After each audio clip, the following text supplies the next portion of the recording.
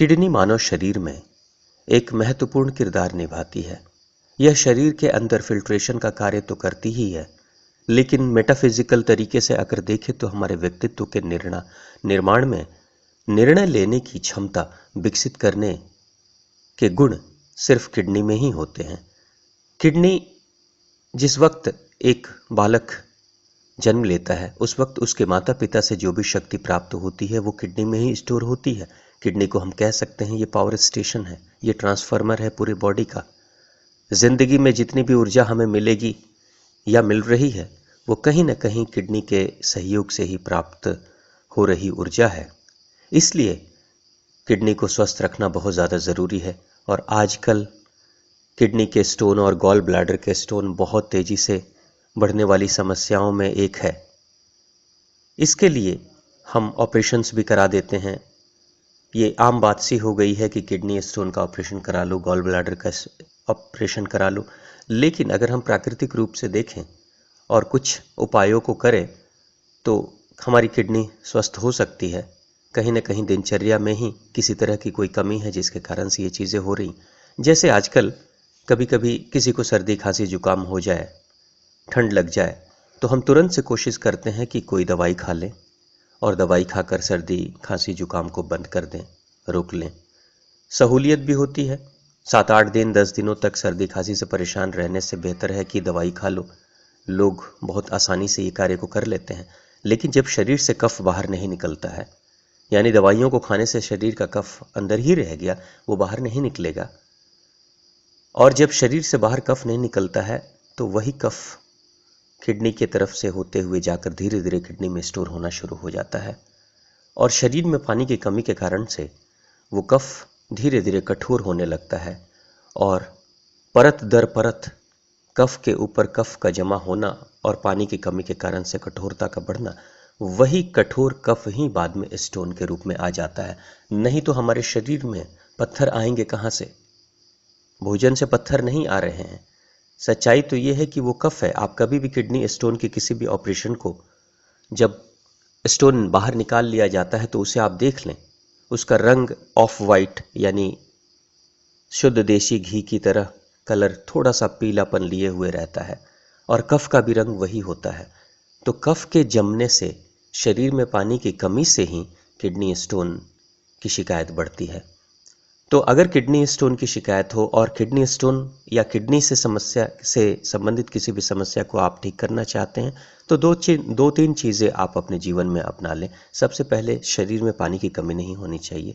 इसलिए मैं बार बार कहता हूं कि सुबह प्रातःकाल आप बिना कुल्ला किए शौचालय जाने से पहले 1.25 लीटर पानी का सेवन करें।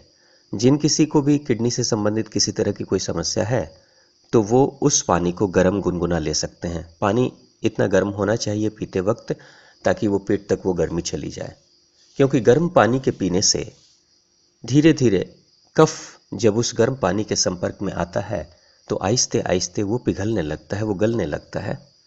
और निरंतर कोई भी इंसान जिसको अगर किडनी की शिकायत, किडनी स्टोन की शिकायत हो गई है और डॉक्टर ने ऑपरेशन के लिए भी कह दिया है, तो ऑपरेशन करने से पहले अगर इस पानी के प्रयोग को शुरू कर दे, गर्म पानी को, तो दिन भर में करीब एक वयस्क इंसान 5 से 7 लीटर पानी पिए, गर्म गुनगुना पानी, तो आहिस्ते आहिस्ते किडनी स्टोन खुद ही गलना शुरू हो जाता है और धीरे धीरे किडनी स्टोन की समस्या खत्म हो जाती है।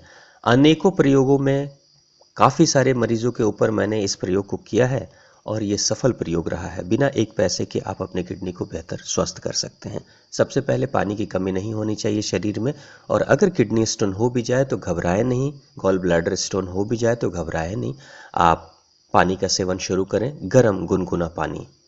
दिन भर आप गरम गुनगुना पानी पिएं, लेकिन हाँ, भोजन के बाद तुरंत पानी नहीं पीना चाहिए। 1 घंटे के बाद आप पानी का सेवन करें। दूसरी चीज़, किडनी का जो फंक्शन है, कार्य प्रणाली है, उसमें किडनी हमारे सांसों को शरीर के अंदर लेने में सहयोग करती है।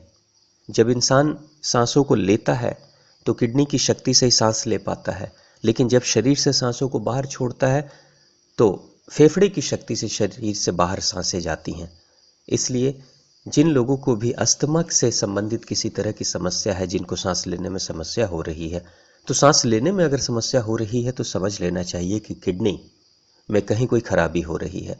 तो उसके लिए आप चाहें तो अपने घर में एक शंख, जो पूजा में शंख हम बजाते हैं, उस शंख को खुद बजाना शुरू कर दें।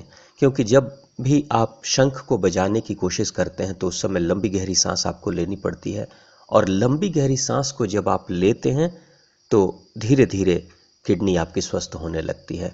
और जब शंख बजाने में बहुत सारी शक्ति लगाकर हवा को बाहर फेंकने की ज़रूरत पड़ती है तो उस वक्त फेफड़े भी स्वस्थ होने लगते हैं।